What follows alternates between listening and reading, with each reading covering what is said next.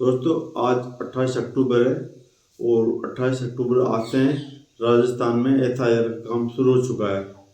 आपको मालूम है कि कल चुनाव आयोग ने घोषणा की है कि 12 राज्यों में एफआईआर होगी। तो उस 12 राज्यों में राजस्थान भी है। हम राजस्थान की ही बात करेंगे। अब ये प्रक्रिया चलेगी 103 दिन तक, यानी 7 फरवरी तक ये प्रक्रिया चलेगी एफआईआर की।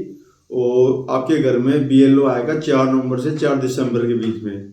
1000 मतदाताओं पर एक बीएलओ को लगाया गया है।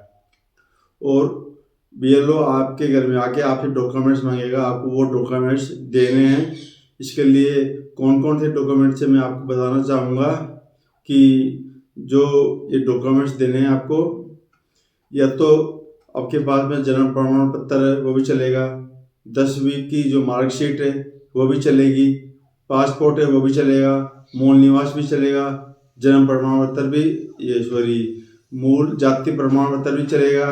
और अगर आपके सरकारी कर्मचारी है राज्य सरकार में, केंद्र सरकार में, तो उसका पीपीओ फॉर्म चलेगा, यानी पेंशन भुगतान का आदेश। और या डाकघर में आपका खाता है जो 1 जनवरी 1987 से पहले का, वो भी चलेगा। वर्ण अधिकार प्रमाण पत्र भी चलेगा, एनआरसी रजिस्टर का प्रमाण पत्र है वो भी चलेगा। और इसके अलावा राज्य सरकार या केंद्र सरकार ने आपको भूमि आवंटित किया तो भूमि आवंटन का प्रमाण पत्र भी चलेगा। और इन 12 डॉक्यूमेंट्स के अलावा जो बिहार में जो नाम कटे थे, बाद में आपत्तियां दर्ज कराई थी, उसके बाद में सुप्रीम कोर्ट ने जो आधार कार्ड है उसको भी लागू कर दिया था, यानी 13वां जो डॉक्यूमेंट्स है वो आधार कार्ड भी लगेगा आपका। ठीक है, तो आप ये डॉक्यूमेंट्स की फोटोकॉपी, जो भी आपके पास डॉक्यूमेंट है उनकी फोटोकॉपी करा के घर पे रखें, क्योंकि बीएलओ को परेशानी ना हो कोई तरह की, क्योंकि इतना बड़ा राजस्थान है और 1000 पे एक बीएलओ लगाया मतदाताओं के ऊपर।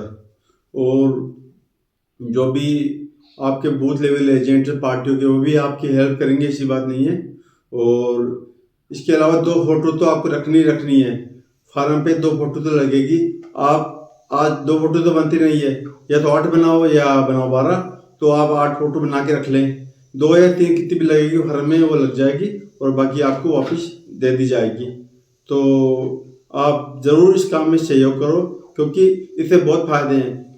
ये जो है ये हो रहा है ना एसआईआर का काम, तो जैसे किसी भी आदमी के 2 पत्ते हैं एक राज्य में, राजस्थान में कोई जयपुर रहता है और मान लो अपने गांव में भी रहता है, वहाँ पे भी नाम है, यहाँ पे भी नाम है, तो एसआईआर होने के बाद उसका नाम एक जगह ही रहेगा, चाहे तो वहाँ पे रखवाए चाहे यहाँ पे रखवाए नाम।